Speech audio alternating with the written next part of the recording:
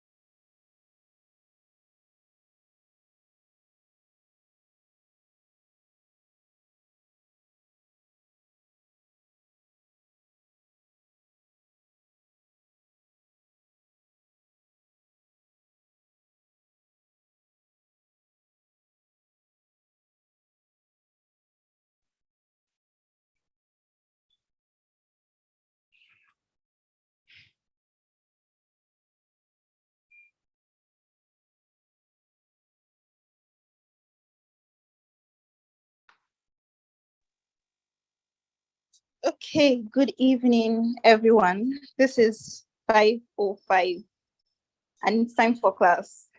And our facilitator is in class already, so I expect the attendance to go higher than this. So our topic for today's class is results, collations, stroke post-elections. And our facilitator is here already, so I'm just going to give a brief intro of our facilitator for today's class. Amina Miango. Amina Miango is a Nigerian trained lawyer, researcher, and trainer with over 9 years' experience working in election management and administration.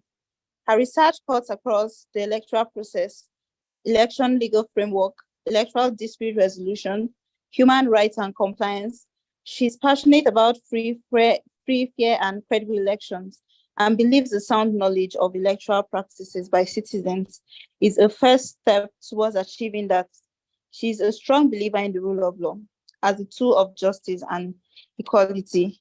So, ladies and gentlemen, our facilitator for today's class, Amina Miango.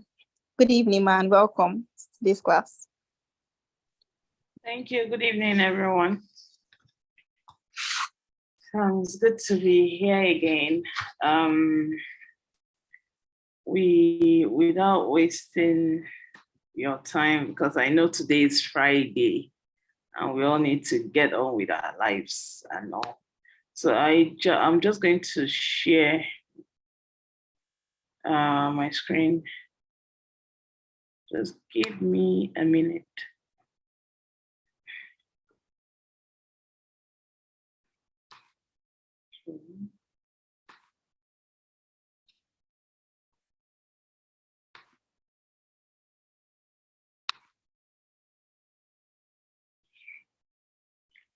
Sorry, I'm trying to share.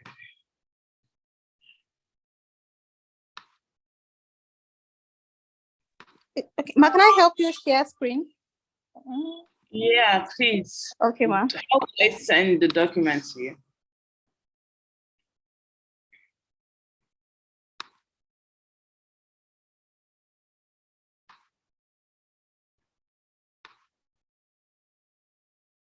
Do I send the document to you?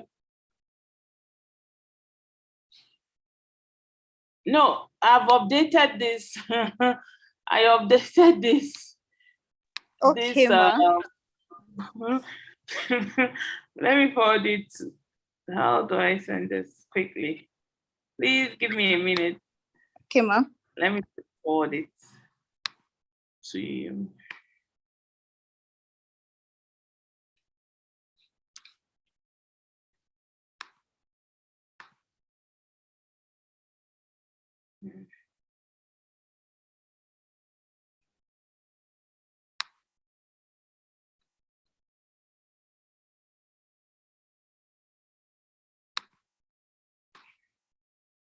Okay. Where is it? Okay.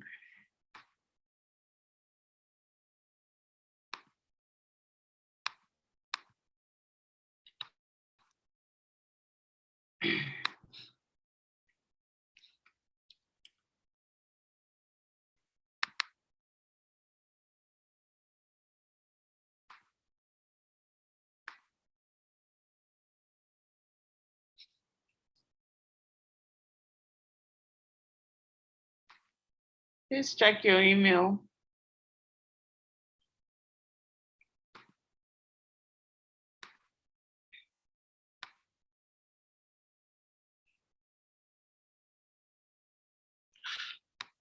It's not the one I sent.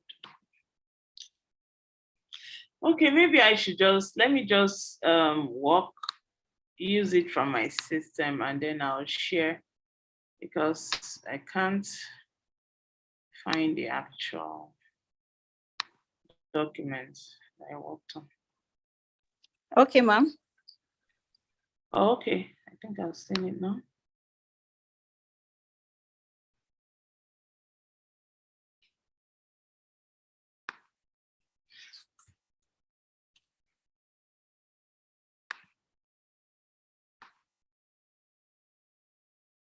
Please check your email.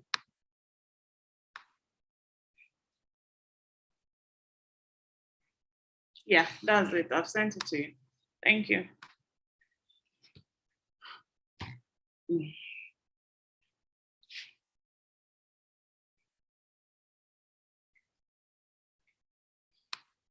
Sorry, class. Okay, so before the screen is shared, what do you understand by collation of results? If you want to answer, just raise your hands and we'll unmute you. What do you understand by the term collation of results? Anyone?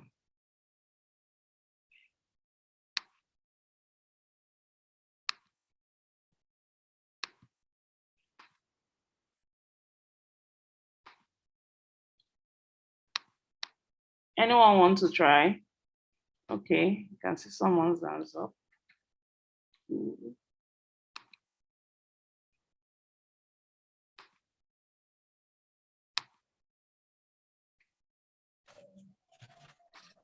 Please help me on All mute. right, good evening, ma. Okay, good evening. Yeah, good evening, everyone. To my understanding, collation of results has to do with the process that entails collecting the different bits of election results from the polling units and then upwards to the state level or national or local government level at the point where that result becomes, I don't know how to put it, but collecting from the units upwards. Thank you, ma. Thank you. Lisa, this is the wrong slide. This is not the correct slide. Let me see if I can get mine, because that is not the correct slide.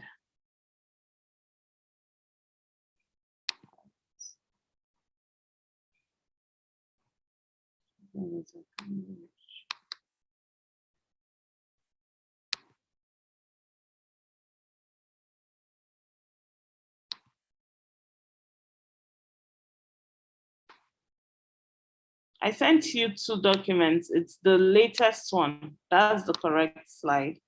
Anyone else wants to tell us what collation of results is?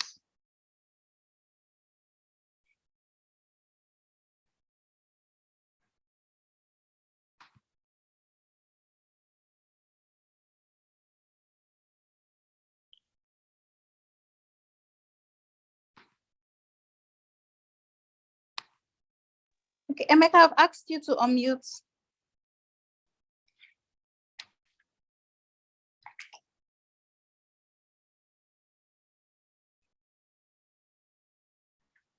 Sorry, I think I've spoken already. You have spoken. Mm. Yeah.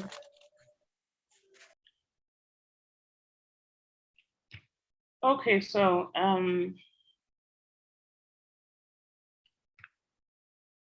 Lisa, have you seen it? Or do I just continue?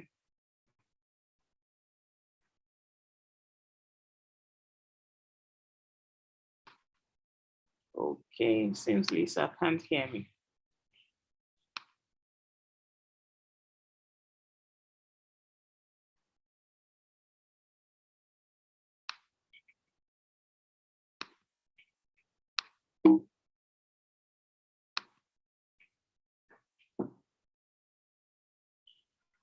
Okay, so, okay, yes, that is it. Yep. So when we talk about elections, and you know, the good thing about this class is we're having this class after having a practical demonstration of what we are going to discuss here. The 2023 elections is probably one of the most controversial elections we've had since the return of democracy in 1999. And the results of that election is still the presidential, governorship, National Assembly, State House of Assembly are still being challenged at the various election tribunal. So we're really living in a practical demonstration of what we are going to discuss here in class, and hopefully learn from. So generally when you talk about elections, yeah, it goes beyond just that election day. Election is referred to as an event in a cycle, yeah, called the electoral cycle, which has a lot of activities, but it is generally divided into three: the pre-election, the electoral period, and then the post-election. So now we're in the post-election season with the election petitions and the electoral, people are calling for an electoral framework review and all that, so all these activities fall within the post-election. And then the pre-elections are those activities that usually happen just before the election period. So we have training, we have voter education, registration of political parties, and planning for the election proper. But the thing about this cycle is that it is not linear. Or is it linear? What I'm saying is, one activity doesn't end for one to start. It is not that clean. There are activities that spread from one cycle, one part of the cycle to the other. For example, when you're talking about planning for elections, it's not just a pre-election period matter. Yeah, planning spills into electoral period. It also spills into the post-election, because whether you want to believe it or not, I'm sure INEC is taking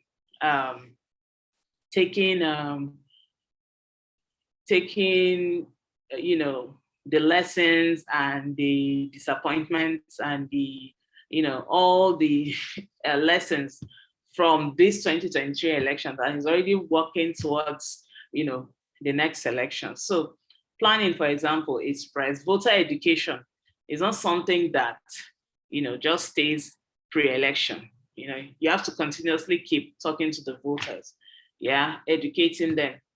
You are part of the voters, and the Electoral College says, okay, you need political knowledge, so you can also share it with people around you. So yeah, there are things, basically the activities can spread from one side of the cycle to another. Please, can you go down?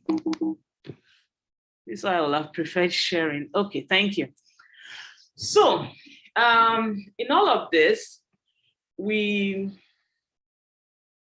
before, electoral integrity wasn't actually part of it wasn't on this slide, but there's a reason why I added it. Like I said before, the 2023 elections were controversial, especially the presidential election. I think people were willing to, accept the results of the National Assembly, the governorship, and the State House of Assembly elections. But the presidential elections, for some reasons, have become very, very, controversial. And it is generally because of failure to manage the election results system, failure to manage the integrity of the elections. Because you can't talk about an election in 2023, especially with a country that has done elections for over 20 years, like Nigeria has, and electoral integrity definitely comes into play.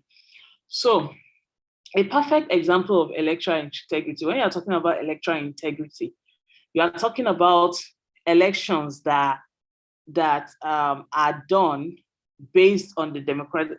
I love this definition by Kofi Annan Foundation. That's why I just put it there. It says that any election that is based on the democratic principles of universal suffrage and political equality as reflected in international standards and agreements, and is professional, impartial, and transparent in its preparation and administration throughout the cycle.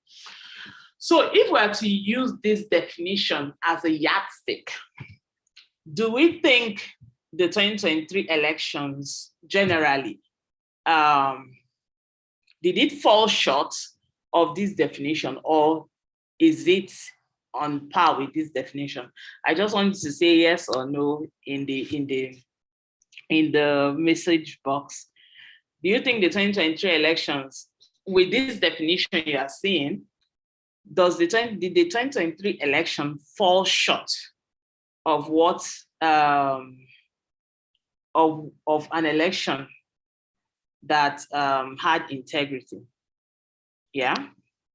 So when you are talking about election, the reason why I brought this topic in is because collation is a very important aspect of the whole elections, and it's capable of derailing a lot where collation is not handled properly.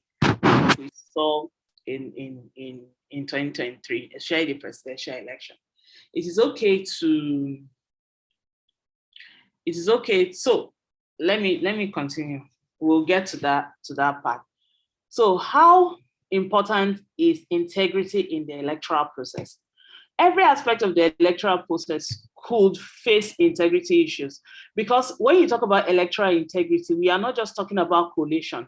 We are talking about the legal framework. Does it, for example, check the integrity framework? Is everybody allowed to vote? For example, are political parties all allowed to campaign equally? So every aspect of the electoral cycle that we mentioned before has to be measured against the internationally accepted standards. So it's not just election day voting and collation. It is also that are the laws, do they compare? Can you compare the laws to? Can you agree that they've checked the integrity standard? Is voter education being done properly? Is budgeting being done properly? And all these things. So there's one thing. Let me give you a personal experience. Sometime in, I think, 2019, during the Kogi State governorship elections, I had an event with one of these development partners that does a lot of elections in Nigeria, and basically we got into a conversation about technology and in elections. And the man, he was country director of one of the organizations, and he said, why is every Nigerian so bent on getting technology into our elections? And I was like, yeah, because that's the easiest way to fix elections, because without technology, our elections have generally been very, quite poor. So technology will be what will move election from this level to another level. And he laughed. He was like, really, you think so? I was like, yeah, I was so confident, And he was like, well, because every country he has worked in, he has worked in mostly developing democracies. He said every country he has worked in, whenever they introduce technology newly, they usually had problems because it's new. Technology is new. When the technology is new, you are just using it for the first time. There's bound to be issues. And after the 2023 general elections, I revisited that conversation and I was like, okay, he probably had, Lisa, please, can you move the slide up a little? I was like, okay, he probably had a good argument for, being careful how you use technology. So collation of result, what is collation of result? Like our classmate said earlier on, collation of result is a very important aspect of election day administration. For me, I've always said it's probably the most important, because you can do everything right. You can, start elections on time. You can do your voter education before elections. You can do all of that. And then it gets to collation. And because of perception of probably it not being done properly or perception of compromise, it calls the whole election, what you've been planning for years, into question. Just that one activity. Because collation is just one aspect of election day activity. So if just that aspect is capable of derailing the whole process, is capable of calling the whole process into question, then we need to pay more attention, to that process. So a well-managed election process can be compromised where collation is not handled properly.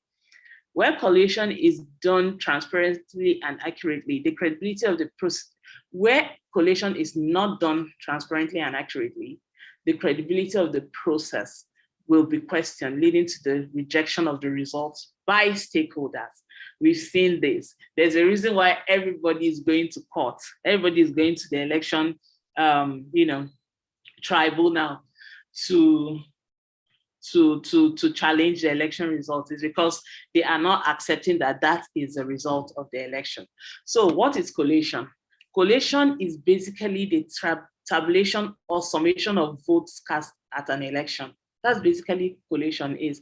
Polling unit 1 has 50 votes, polling unit B has 150 votes. You calculate them and you get a total. That is basically what collation is in the simplest form. So before we get into collation proper, seeing levels of collation and all that, I want to talk about something that we usually ignore when we're talking about elections generally.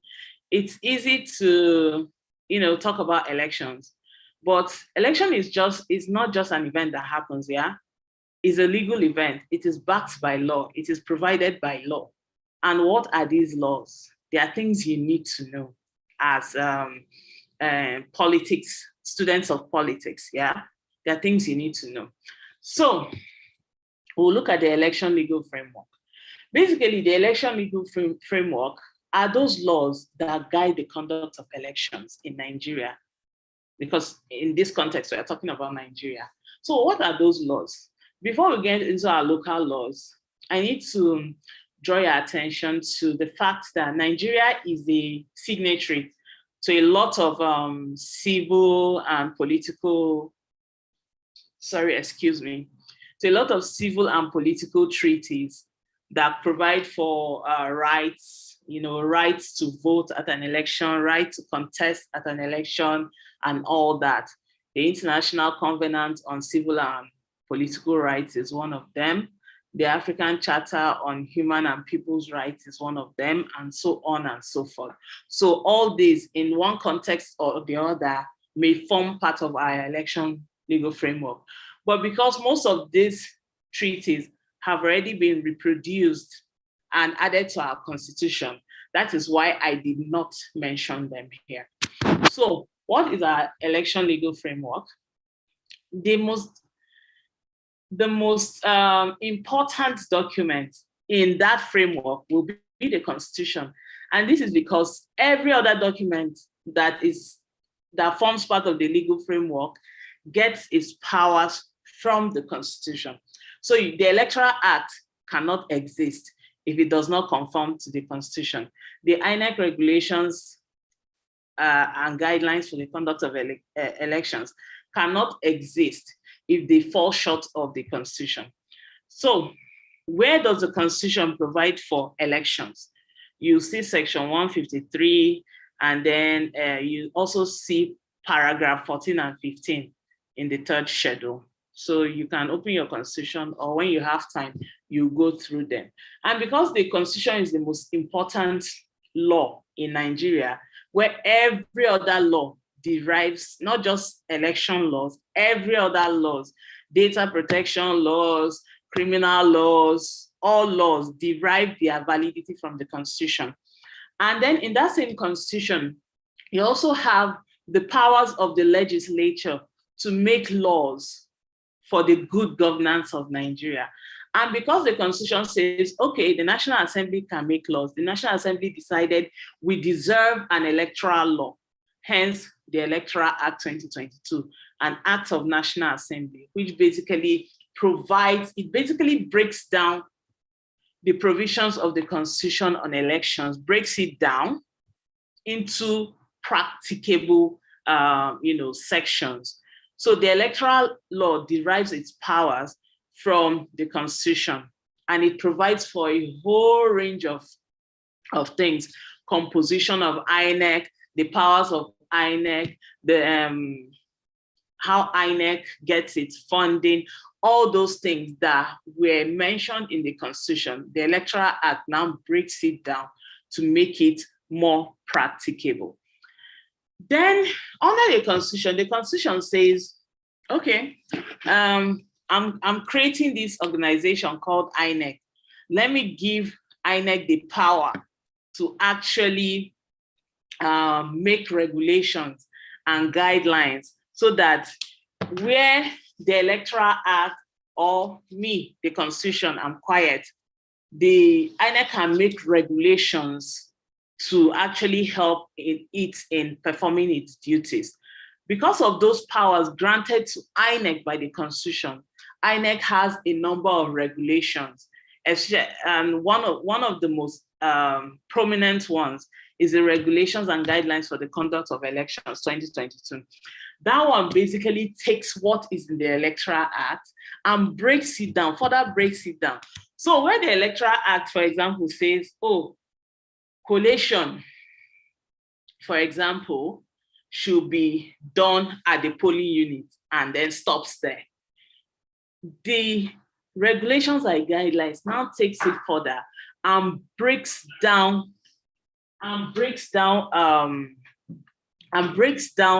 the powers of INEC to actually collate results by breaking it down. Okay, you move from one level of collation to another level of collation to another level of collation. So this next slide, I didn't edit it, though I wish I did. The 2010 Act versus 2022 Act. One of the shortfalls of the 2010 Act was that it didn't provide for electronic transmission of results. Transmission was then done manually, mostly not manually. I'm sure everybody will argue that it is mostly still being done manually. What I mean is, like, the law didn't recognize that transmission could be done electronically, basically, yeah? So that it is what it is at that level. And also one of the shortfalls was that the 2010 Act prohibited electronic voting and all those kind of voting, which the 2022 Act has basically removed. So maybe in future elections, maybe we'll see us voting from the comfort of our homes, or we'll see us voting and then collation is being done as we are voting with electronic machines and all that. We don't know what INEC is planning for 2027. We just hope that it is, some form of advancement. So I don't think this slide is actually really necessary for this class anymore, but it's nice to actually know, that there are differences between the 2010 Act and the 2022 Act. So how is collation done? We have a number of elections. We have presidential elections being conducted by INEC. We have National Assembly elections. We have state governorship elections. We have State House of Assembly elections. And on each of these levels, okay, and then area councils election, that's for the FCT. That's the only local government election that INEC conducts. The rest are conducted by the various state independent election bodies. Quick question: how many independent election bodies, how many election management bodies do we have in Nigeria? What is the total? Just the number. Just put the number in the chat. How many do we have before we continue?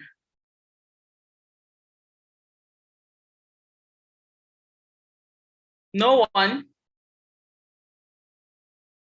No one? Abdul Kader said 2. Anyone else?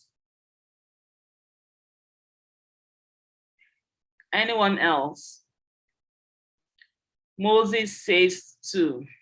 Anyone else?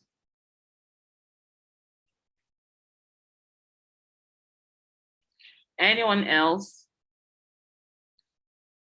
Okay, so let's continue. My question is, how many election management bodies that conduct elections, how many do we have in Nigeria? What's the total number? That's my question. So we have 37 election management bodies. INEC is one.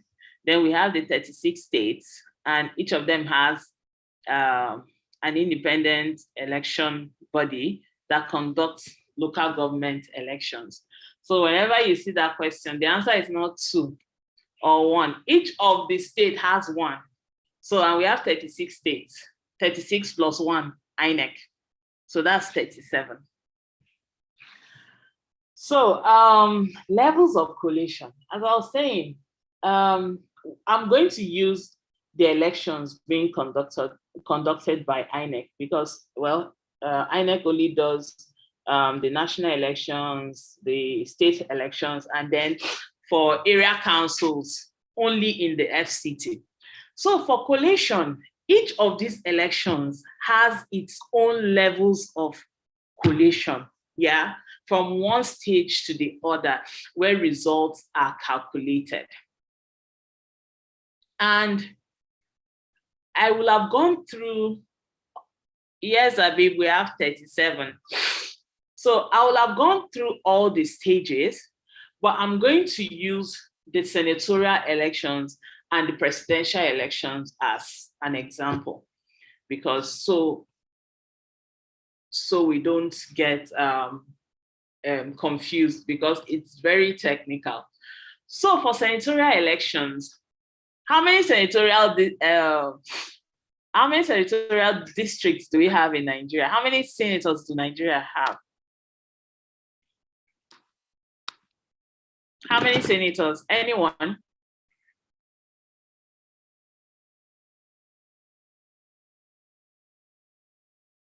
Awesome, awesome, awesome. Okay, so every state has 3, then the FCT has 1, yeah? So for senatorial elections, after voting on election day, results are then, at every polling unit, results are calculated. And then for those of you that voted, I'm sure a lot of you waited behind on election day to watch how voting was being done on election day, and how some of us waited until results were calculated and written on that form EC8A before we left to our homes. So basically, for me, that is where collation starts, when all the ballot papers are sorted and counted. Once they are sorted and counted, each party's score is recorded, and then recorded in a book. And the presiding officer, who is usually a copper, takes the results, transmits, takes a picture of the results sheet, uploads it with the beavers, and then takes the hard copy of this form EC8 and takes it to the next level of collation. So for senatorial elections, that next level will be the RA Collation Center, which is the Ward Collation Center. At the Ward Collation Center, there's also a result sheet for that level of collation, where all the results from the polling units will be calculated on that RA collation result sheet. And then when it is tabulated, the scores are announced. Political party agents will be asked to sign. If they don't sign, it is not a problem. It will not disqualify the results. So once that, the people that are expected to take the results, copies of the result sheets, like the police, INEC, and others, are given extra sheets, are given the copied sheets. Then the original of that result from the registration area, which is the ward level, will now be taken to the local government. Now, if for senatorial some senatorial districts have 3, 4, 5 local governments, yeah? So from the RA, you take it to the RA, where the local government, the local government where that RA is. So you take all the results from the RAs under, say, let's say, just North local government now, for example. You take all the results from the RAs under Just North, you take it to a particular center where the local government collation is happening. And then all the results from the RAs under Just North are calculated also. There's a specific result sheet also for local government. And then they are tabulated, completed, the same process of agents signing, and then copies are given to the police, INEC, and so, and then you take it from the local government. You take it, because all the local governments form the senatorial district, you now move it to the senatorial district collation center.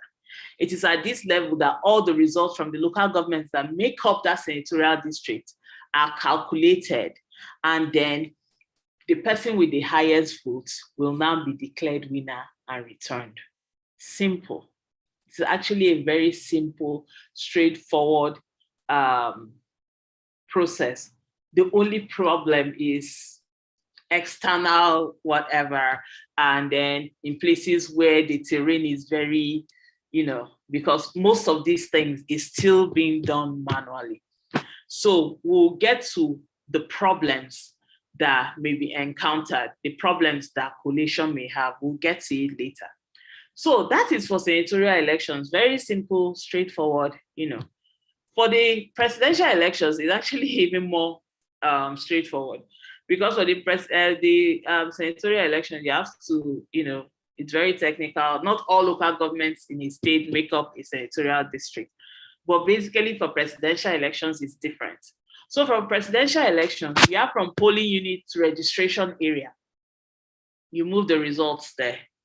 From registration area to local government. From the local government, you take for each local government, you take the results of each local government to the state, where the results, the presidential election results for each local government in, say, Kogi State, are now taken to one center in Lokoja. They will now be calculated, and then a total will be made, and the results will be filled into the state collation result sheets. From there, that is where all of us are aware of how it is done, because I'm sure all of us watched it on TV on election day, when results from all the 36 states and the FCT came to the ICC, where they were being collated. That is basically collation for presidential results. It's actually pretty straightforward. From polling unit, registration area, to local government, to the states, and then to the National Collation Center, where after calculation and collation, it is the results, the highest person, the person with the highest results, and also the person who gets, Wumi, please, can you move up a little? The person who gets the highest number of votes and all is then declared a winner. For presidential elections, hope we know that having the highest number of votes is not enough. You have to get what?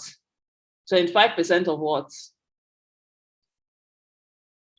Anyone? 25% of what? That's one of the things at the tribunal. 25% of, for governorship and for presidential, sorry, and governorship. 25% of what? 25% into thirds, right? Into thirds of the states in Nigeria. And for governorship, it's also the same thing, 25% of 2/3 of the local government areas, because governors are like the, the mini presidents in their own federating units. So the qualification, what a president gets at the national level is also what a governor ought to get at the, at the state level. The same qualifications, the same way they can be declared winners of an election. For the first thing is you get the majority of votes, then the 25% thing comes in. And, from there, the person, if a candidate actually gets the 25% of 2/3 of the states in Nigeria, then the person will be declared the winner and he will be returned elected as president, like we saw in February. So collation, we've said before that collation is very sensitive. We've said before that that it is also a very important aspect of election day activity. Despite it being important, despite the fact that it deserves scrutiny, yeah, it is also the scrutiny has to be done carefully. And then also you can't just allow everybody into a collation center, because doing that may also affect the credibility of the process. Imagine saying, okay, everybody, you can come into collation center. Imagine what will happen with that kind of situation. Anyone can send in anybody to come disrupt the place or cause violence or thugs. I mean, we see what happens in polling units where basically everyone can go, yeah? So imagine saying the same thing for collation. Like, oh, everybody, you're allowed to come and sit down and watch collation.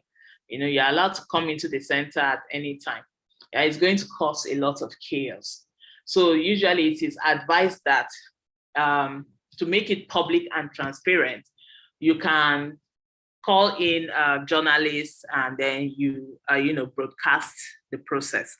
That's the easiest way of making it transparent and public, instead of allowing everybody into the center. That will have a disastrous effect.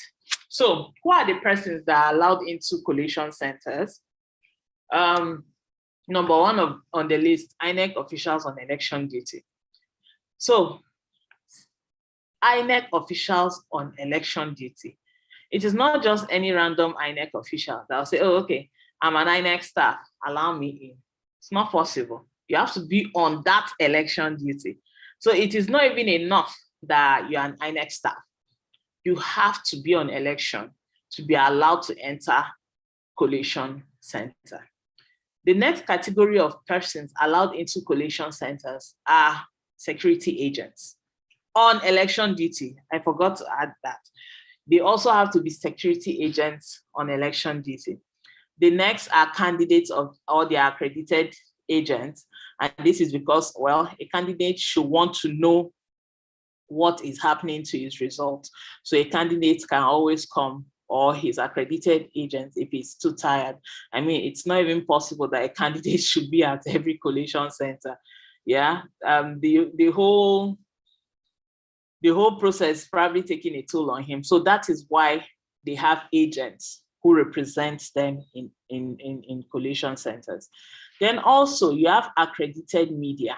It is not every media person that can go to a collation center and sit down. You have to be accredited by INEC to do so. Also, then the last categories of people allowed into collation centers are accredited observers, domestic and foreign. Also, you have to be accredited by INEC to do so. So I mentioned earlier that usually polling agents, like the accredited agents for political parties and candidates, are usually supposed to sign the results sheets, yeah? But if they fail to do so, because we've had situations in the past. If you're a lawyer and you've done election litigation, or you've participated, or you've read what do they call it, law reports. There are some cases that came up as a result of party agents not signing the result sheets. And they said they were asking the court to set that result sheet aside, the entire result of the election aside. And the court said failure of an agent to refuse to sign an election result does not actually invalidate the result. So that's the law at the moment, and it has not changed. So if you act as a party agent, if you don't sign, it will actually not invalidate the election result.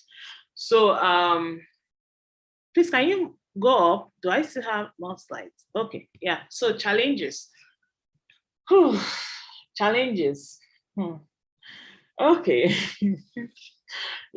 When the last class I taught here, when I was talking about these challenges, there was something I put that I later removed, but I wish I did not remove it because I think it is still valuable. In my former slides, one of the challenges was that the process is too, manually, it's too manual. It's still being done manually. That was with the 2010 Act and all. But I think it's basically the same thing till date, yeah? We're heavily relying on manual. And the tech aspect of our elections is still backward. Sorry to say, it's still a little bit backward. So I think the collation is still being done, manually. I think that should form part of the challenges. The only aspect of elections that has gone, that heavily relies on technology now is accreditation. Beyond accreditation, actually, every other aspect is manually done. So yes, I will put back manual as number 6. So what are the challenges of collation? The first challenges I look at is the election personnel. The thing is, no matter how perfect a process is, it takes just one person's act to mess it up. We saw it in Adamawa. We saw how before the end of collation, a rec who is a lawyer went ahead to announce election results in quotes because there are no results that he was announcing. He just, did a declaration. So basically, what I'm saying is, no matter how perfect a system is, the human problem may come in and mess it up. And that is why beyond, when we talk about INEC, a bulk of INEC staff that conduct elections are actually not INEC staff, yeah? They are Nigerians like us, yeah? And we've often found them wanting in one way or the other, yeah? So, as much as we have weak, underperforming institutions, yeah, we also have a problem as a people. And that could become problematic when faced with something as serious as collation of results. There are instances that collation officers will disappear with the result sheets and everything that is meant for collation. These are people. They've been influenced, so they disappear with the materials. And I mean, it's very easy to disappear in Nigeria. Very, very easy. You switch off your phone. You don't know whether the person gave a fake address when they were registering to be collation officer. Yeah. So election personnel. they are a major challenge in collation. Then election malpractices. This also ties to personnel who may want to commit election malpractice, EMB staff who may want to commit election malpractice, even normal party agents or voters, generally stakeholders who may want to commit election malpractice. Then we also have interference by stakeholders. By stakeholders here, I mean politicians, even accredited observers. Yeah, I have an experience one time during one of the off-season governorship elections. This observer was, he was, all over the place trying to get everything done and all. He was wearing his apron and all. Election ended and results were being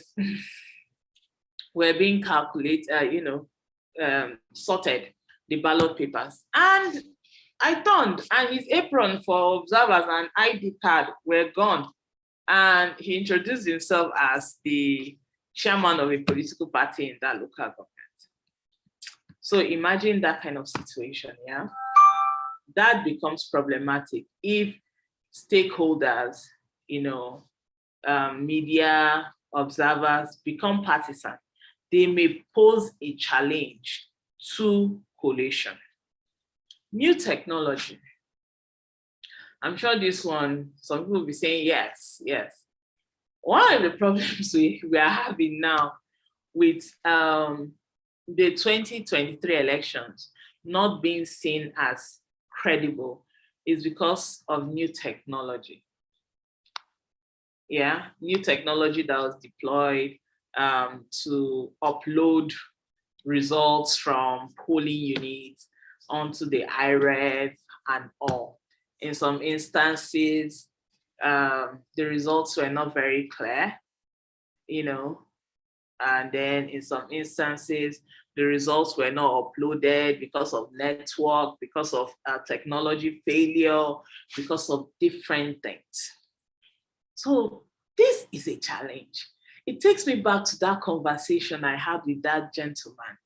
The man has done elections in Iraq, in Ghana, in Egypt and all. So if he was very reluctant about introducing new technology, because it is not, if people are not adequately trained, if the infrastructure cannot carry it, there's going to be a problem, like we saw in the last elections. I think maybe I'm being partial, yeah. Well, let me leave my my grading of the last election. But technology, if not used properly, especially when it is new technology, may pose a challenge in collation. And we saw it happen. Hopefully that will be the last, it won't happen again. Yeah. So that's one challenge. Then oversight functions of INEC. So on election day, INEC deploys hundreds of thousands of ad hoc staff to every polling unit, to then those that do collation at RA level, then those that do collation at local government level. At local government level alone, if you have to calculate how many local governments we have in Nigeria, 774 Abi. So imagine for presidential elections, you're having 774 local government collation officers. That's the volume of work. Then you have the 36 states, then, So all these people, INEC is meant to have oversight over them. And where the oversight is not effectively done, there is bound to be a problem. Where the oversight is not done properly, that is when you see collation officers disappearing with materials. or, calculating, doing a lot of cancellation and all that. So yeah, these are some of the challenges. And the last one I said, our collation is still basically manually done. I wish that soon we'll overhaul the system and bring in appropriate technologies, not something serious, and I don't want us to be too soon in even introducing a technology that will be very that may turn everything upside down. But at least there's some sort of technology that you can introduce that will make the process easier, because carrying results sheets from one end to the other on the water, on mountainous regions and all, and with the security situation of Nigeria, I don't think it's proper for a democracy that at least has gone through how many elections in over 20 years. So yeah, while I am very apprehensive about new technology, I think we can't rely on manual collation for the rest of our lives.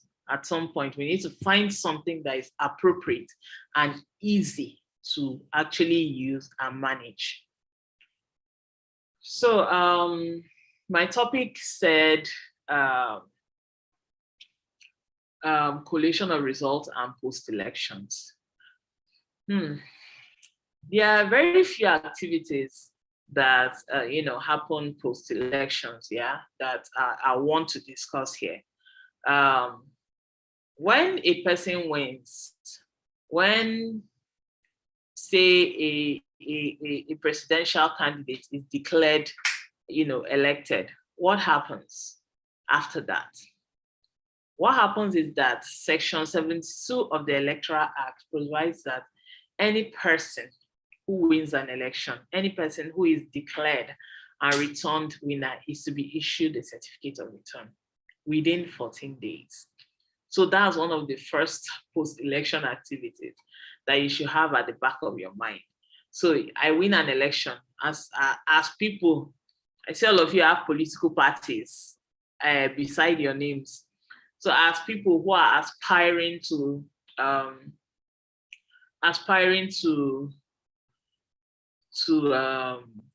contest for office in the future, when you win, what happens next? What happens next is that you are issued your certificate of return. Yeah. And then the next thing I would like to discuss again is election petitions. Some of us have been following election petitions on Twitter. There are some handles on Twitter that give us blow to blow of what is happening at the Presidential Election Petition Tribunal. And then some of us, like, I am not at my base. Your class was supposed to hold tomorrow, but it was moved to today because I'm at the tribunal, and I will be going back home tomorrow. So I don't know how it will have, conflicted with your class, saying that airpiece can be very funny with scheduling flights. I may be in the air at that 5 o'clock, and that will affect the class. So some of us are actually actively doing election petition work. For those who are lawyers, congratulations, your time to chop has come.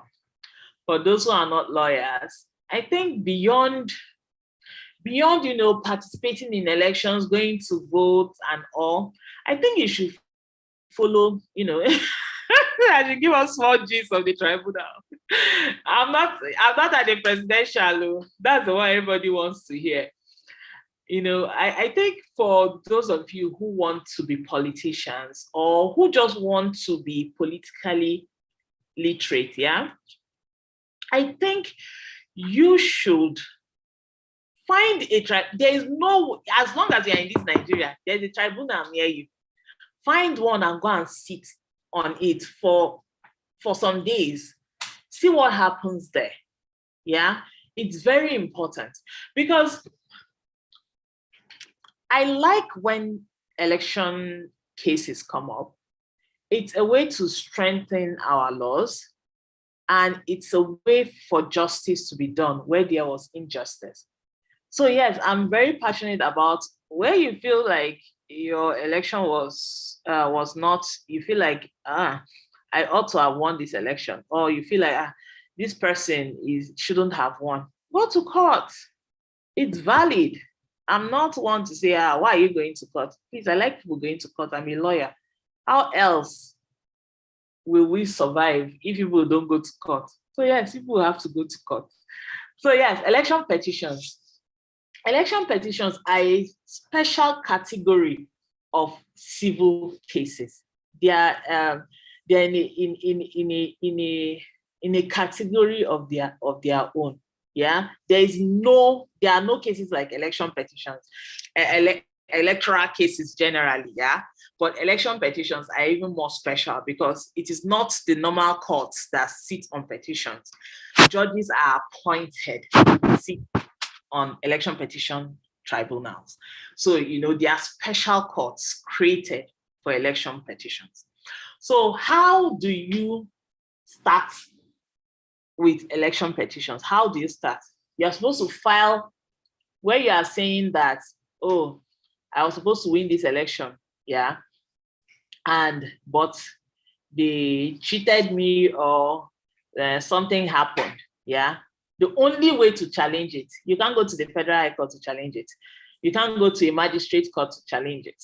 You can only do so by filing petitions at the election tribunals. That is the only way recognized by law.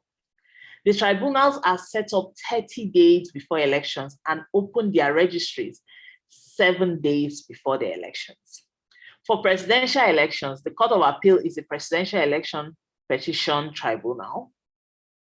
And then where the presidential election tribunal gives its judgment, every aggrieved person can then proceed to the Supreme Court directly to file an appeal.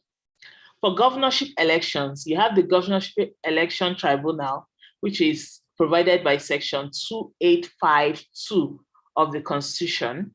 And then we have the National Assembly and State Assembly Elections Tribunal, which is provided by Section 2851 of the Constitution. So like everything under elections, the tribunal is provided by law. I know political scientists like to think that, elections are, a political science thing. Well, I think they are more of a legal event than political science. I'm sure this one will cause fights, but that's how I say it. So like elections that are provided by law, so are the election petition tribunals too. So you file your election petitions within 21 days, yeah. The National and State House of Assembly Election Tribunal consists of a chairman and 4 members.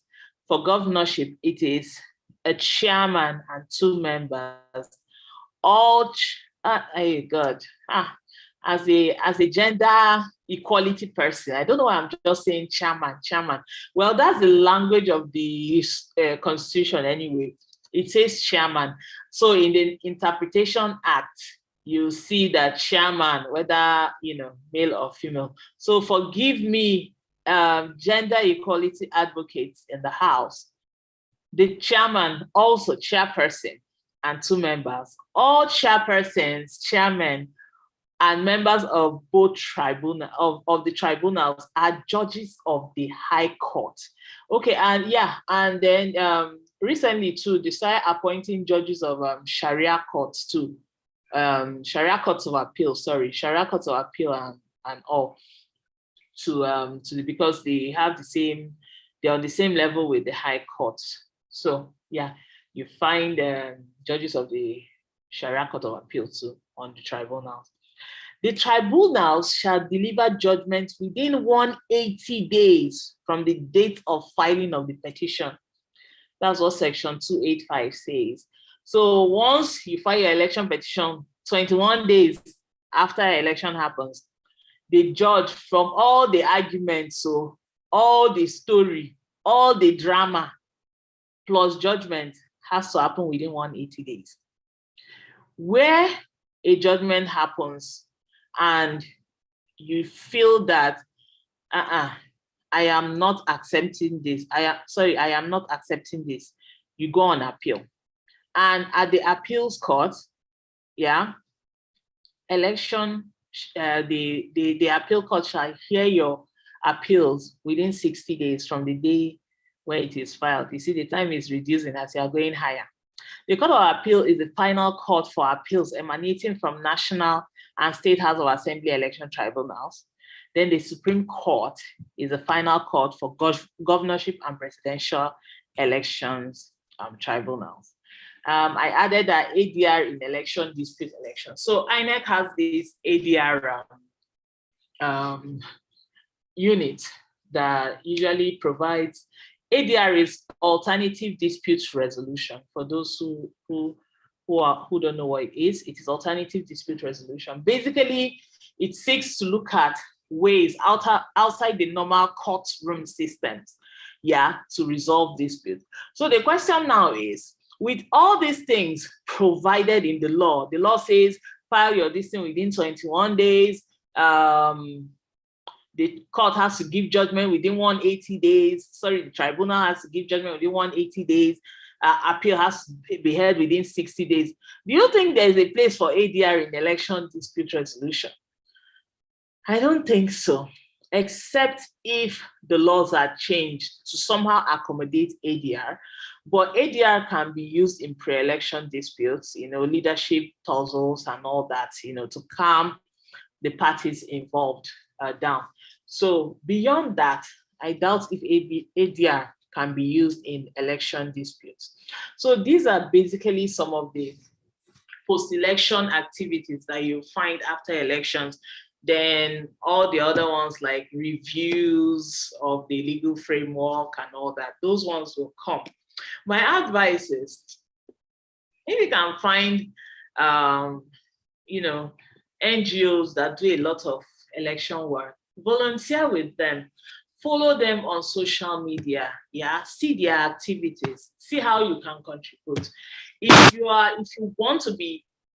you have plans of being involved in politics, then find political parties and join them. People like me, we are more inclined towards, helping administration, helping to build the system, policy work, law, and all that. That is why I'm what I prefer doing. And there are people like that too amongst you. Find NGOs that do election work and volunteer with them. For those who like the politics proper, find political parties and join and see what you can contribute. It doesn't have to be the so-called big political parties. It can be something small. So at this juncture, I will open the floor for questions. Anyone with questions, please ask so we can end. Thank you very much. Thank you very much, Ma. That was a very beautiful class. So we are going right into questions. So if you have questions, you can put them on the chat box or raise your hands. Thank you.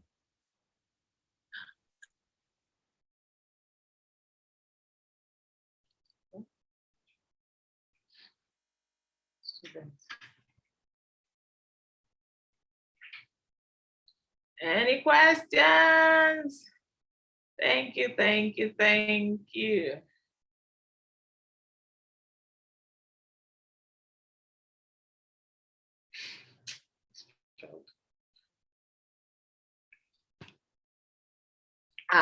People don't want to ask questions.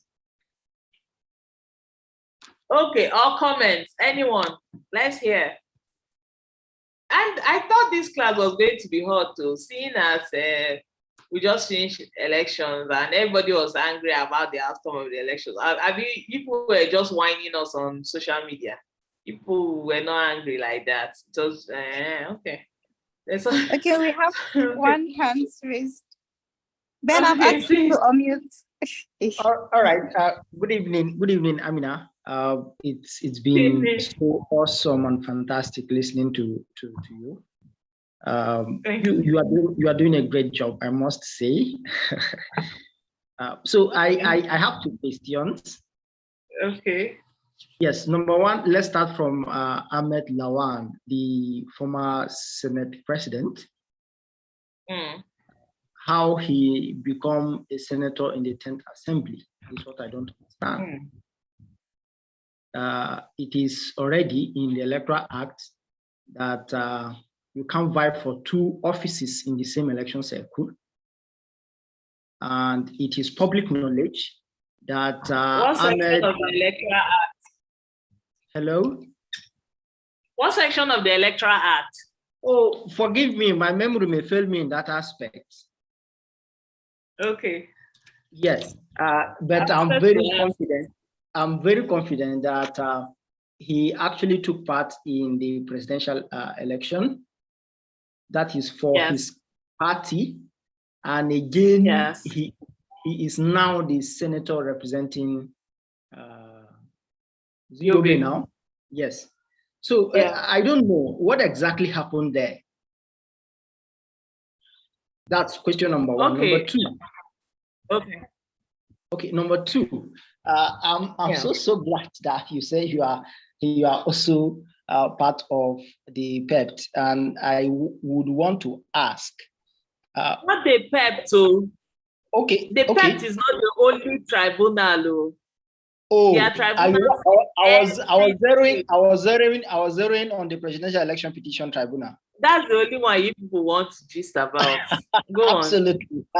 Okay, so assuming you are the principal judge or justice, let me say this. What will your judgment be if my political party, which is the People's Democratic Party, present evidence showing that the technology adopted, the result from the technology adopted, which is BVAS,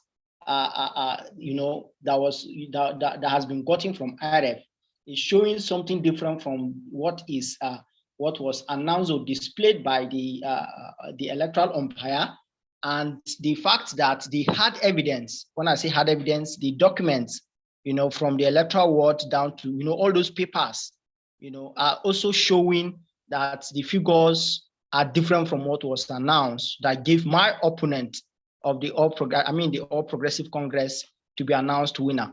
Also, in this meeting, we discuss two things. Number one, you get the highest number of votes. Number two, we speak about 25% of the 2/3 of the states in the country, and I also get that it is evident based, from proceedings in the court that I got all of this. Meanwhile, it is my opponent that has been, announced and returned elected as president. What will your judgment be?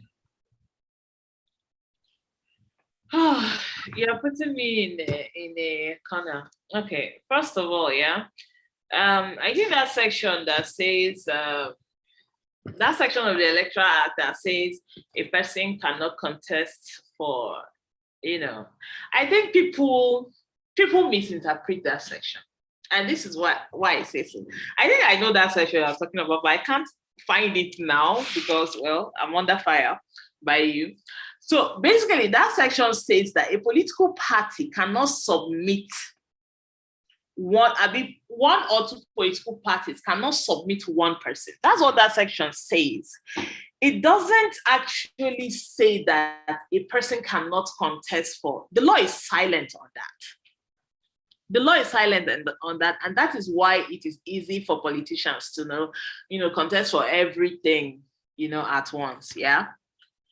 And that part of the law doesn't say contest. It says when you are submitting the nomination. So basically, all the contests will have been over. Now, when it comes to submission of this person as candidate, for example, PDP submits Benjamin as a candidate for Senate for FCT, and then APC does the same. That is where the provision of that law will come into place and disqualify you, because now you've been presented by two political parties.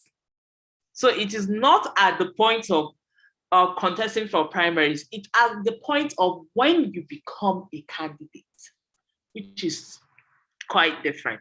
That is what I think that, that part of the law, yeah. Because when this issue came up, I searched for that part of the law that says the person cannot contest, and I did not see it anywhere. And I've still not found it till today. So maybe, well, if you find it, just draw my attention to it. And to your second question, that one is very hard for me to to answer because of my because of the work I do. But to prove non-compliance in elections is very difficult. It's not as easy as just dumping, evidence and just dumping evidence and thinking it's so. First of all, the evidence needs to pass the requirements by law. Are this evidence being submitted by this person? Are they admissible? First of all, so the court needs to admit it first. And then, is it of any evidentiary, status? Is it important? Is it beneficial to this case? So all this has to come into place before a court gives a judgment in support or whatever, in a tribunal. So it is not by just, by just submitting evidence. Anybody can pack any bags of evidence and submit. But then is the evidence necessary? And then when you are done with that, you will now say, okay, all these things that happened, was there a way, was there a way that it manifestly affected the election? Was there non-compliance? And was that non-compliance substantial? So, it's not just, it's plenty. The whole process is long and technical and windy. So if I were a judge, I would take all of that into consideration before. Of course, if there's merit and it is accordance to the law, of course, I'll look at all the evidence, and the ones that weighs more is where I will give judgment. If it means overturning the result, fine.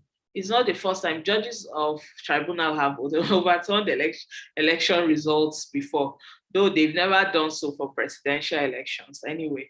So it depends on the evidence before the court. And well, let's watch. It's not long anymore. In another few months, we will know. So yeah, I hope I've answered your question to the best of my ability. Benjamin, any other question?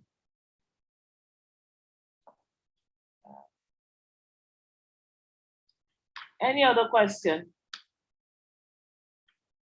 I wanted doing a follow-up question. I actually understood your explanations, and I sincerely appreciate. Now, the follow-up question I wanted to ask is, at what point does a judgment moves from looking at the substance of a case into technicalities? You see, generally, judges are told to avoid looking at technicalities. That is the general thing. You need to look at the substantial thing of the case and give judgment in accordance to the law. Because technical justice, justice gotten on technicalities is really not justice, yeah? Because you didn't go into the merit of the case. You didn't look at the merit. But it has become, technicalities have become like the umbrella under which judges love to hide, especially in election cases. Absolutely. Especially in election cases. They don't want to do the wahala. Please, I beg. I'm not in the mood. Don't tell me to look at this thing. So they hide under technicalities. And lawyers are smart. They know that judges will rather hide than do the difficult thing. So they throw up.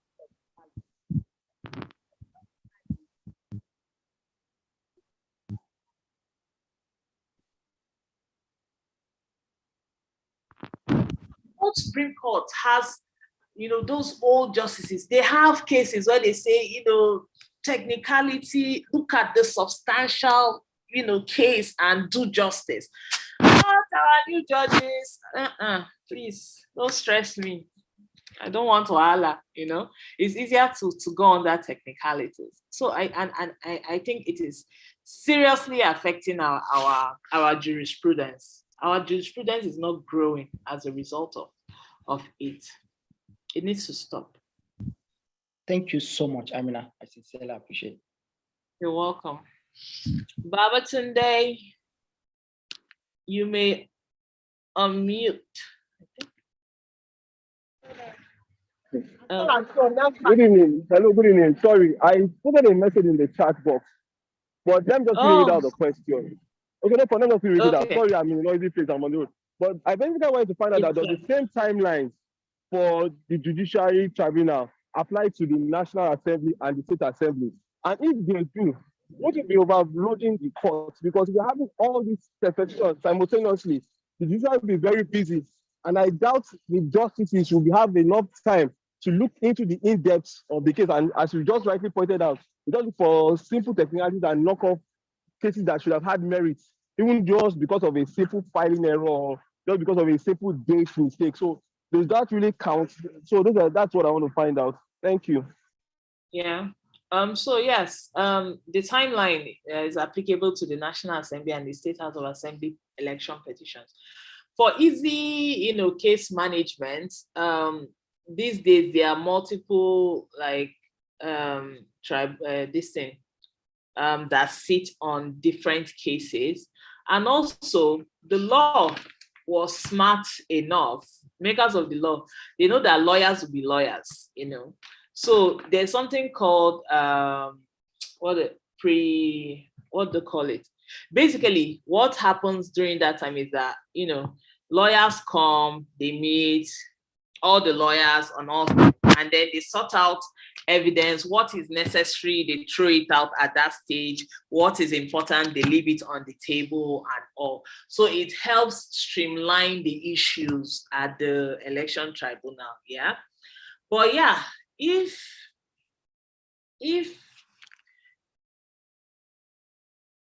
there's nothing, how do I put it? There's nothing the judges can do. It is what it is. The bulk of the work is there and it has a time limit, and they have to give judgment within that 180 days. So whatever they need to do, they need to get creative about their time, What some judges do, like at the presidential election petition, they gave the petitioner a number of days. I think by next week, their date for presenting evidence will lapse. Then the respondents will also have a number of days where they present, so that you can manage within that time.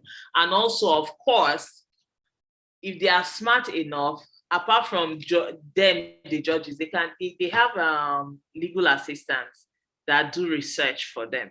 So they are not just the only ones, just sitting and doing all the work. They have legal assistants that will do research for them. They have the courts registry that takes care of the administrative part of the tribunal. So yeah, there's a lot of dissolution of powers and separation of activities under the tribunal. It is difficult work, but I think generally, because of how it is structured, they are able to do it.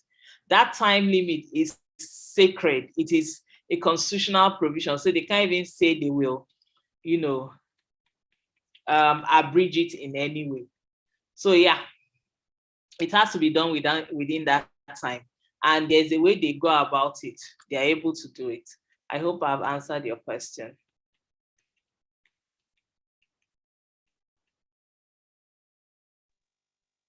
Hello. Hey. Please, do we still have more questions? Any questions?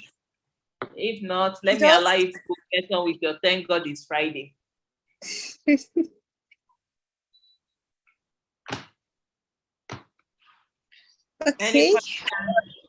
Okay, thank you so much, ma'am.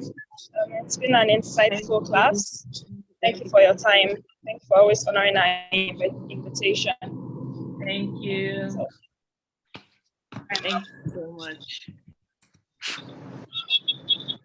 So for right, the students, yes, ma, you're free to leave, ma. Thank you so much. All right, thank you so much. Bye. Bye, Can we just say everyone. thank you?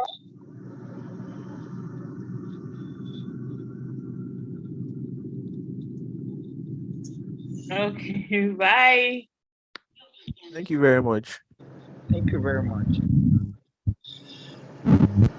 Okay, I think she Thank you so much for the set class. yes. Okay. So congratulations again to the winning team at the election yesterday, AAC. So I'll be presenting the certificate of return to the winner in the person of Daniel Chobe. Are you here?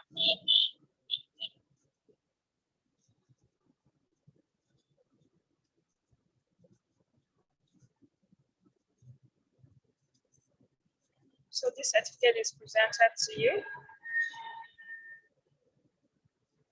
Daniel Ayuba Chobe of African Action Congress, been elected to the office of the Governor of Rivers State of the Federal Republic of Nigeria, dated 15th June 2023.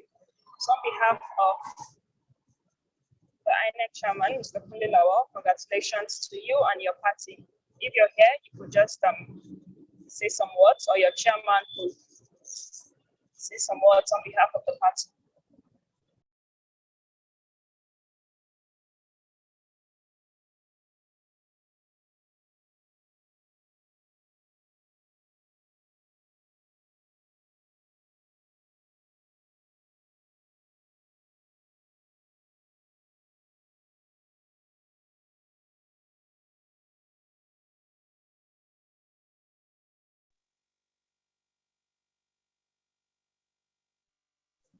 Daniel, are you here?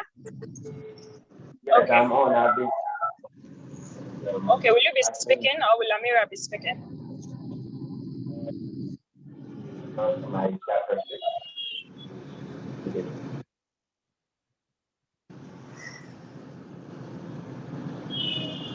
Sorry, you're not audible.